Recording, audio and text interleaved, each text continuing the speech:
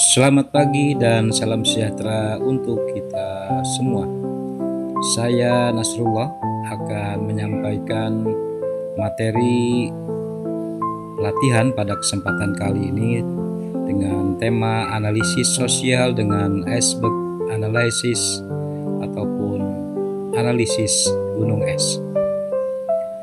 Tentu bisa kita amati dan cermati bahwa gambar yang tampak di hadapan kita semua ada gambar tentang gunung es yang berada di atas permukaan laut.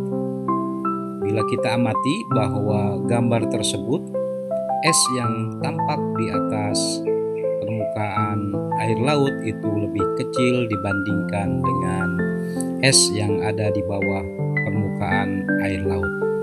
Permukaan hanya sebagian kecil.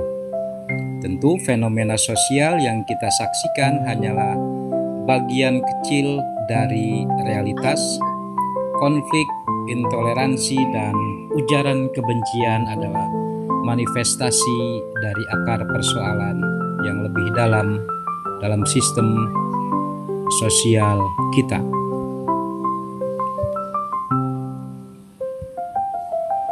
Apa itu iceberg?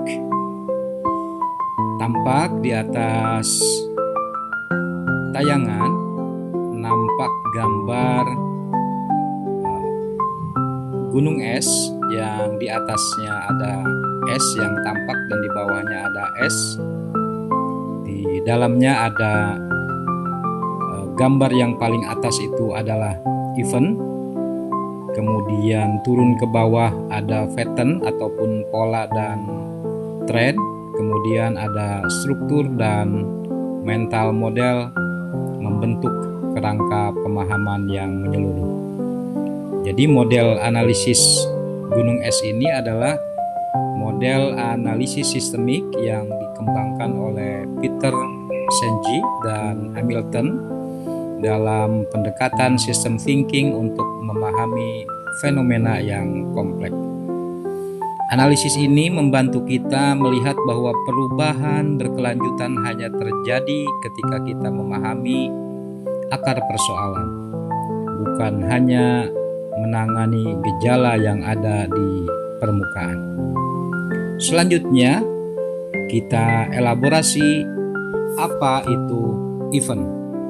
Tadi sudah digambarkan, posisi event itu merupakan gunung es yang ada di atas permukaan laut. Event merupakan fenomena yang tampak.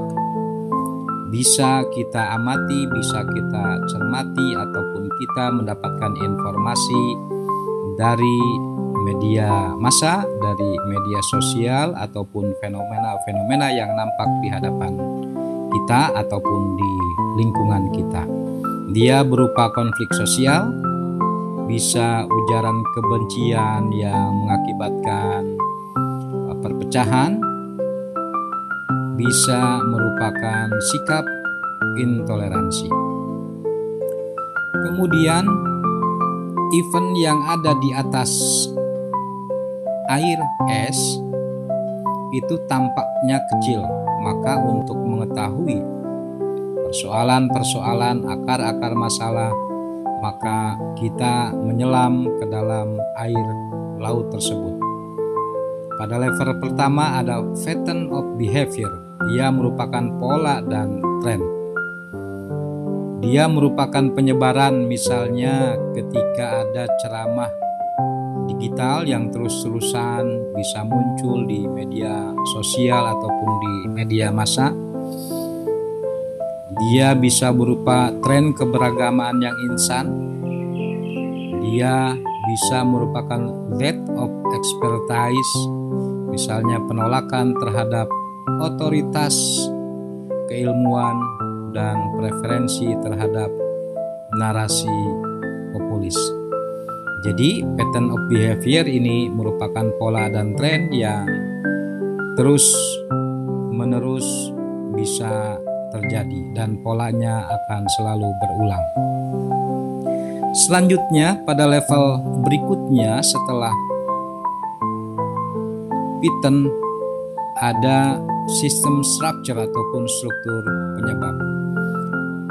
Nah, struktur penyebab ini dikaitkan dengan misalnya keberadaan lembaga pendidikan, adanya kurikulum, metode pendidikan, adanya regulasi pemerintah, peraturan perundang-undangan yang bisa jadi tidak sesuai dengan kondisi yang perlu dijawab dengan peraturan perundang-undangan tersebut, adanya platform media sosial ataupun organisasi masyarakat, ataupun adanya adat istiadat di antara kita semua.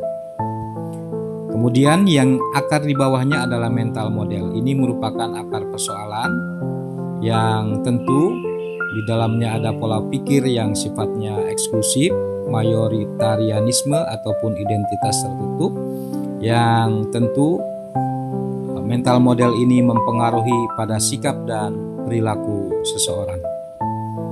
Sebagai contoh kasus adalah adanya kelompok ekstrim di mana eventnya itu adalah rekrutmen dan propaganda.